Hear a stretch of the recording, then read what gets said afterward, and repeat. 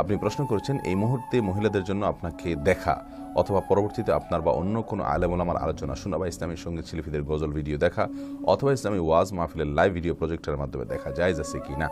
ভাই মহসিন, পুরুষরা মহিলাদেরকে দেখতে পারবে না এ বিষয়ে পৃথিবীর কোনো আলেমের কোনো দ্বিমত নাই। মহিলারা পুরুষদেরকে দেখতে পারবেন কি না এ বিষয়ে ওলামা ইকরামের দ্বিমত রয়েছে।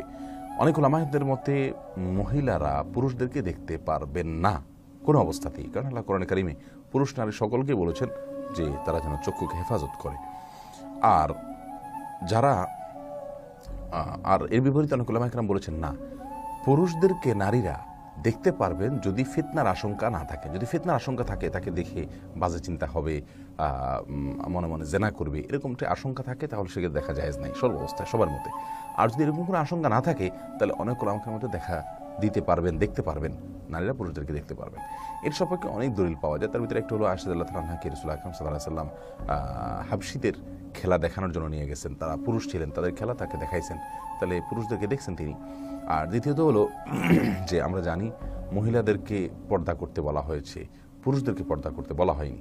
যদি পুরুষদেরকে মহিলারা দেখতে না পারত, তাহলে পুরুষদেরকেও পর্দা করার নির্দেশ দেওয়া হতো।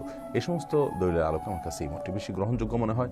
আল্লাহ যে কোরআন নিষেধ সকলকে চক্ষু হেফাজত করতে বলেছেন, সেটা হলো স্বাভাবিক অবস্থার চক্ষুকে সংযত করা উচিত।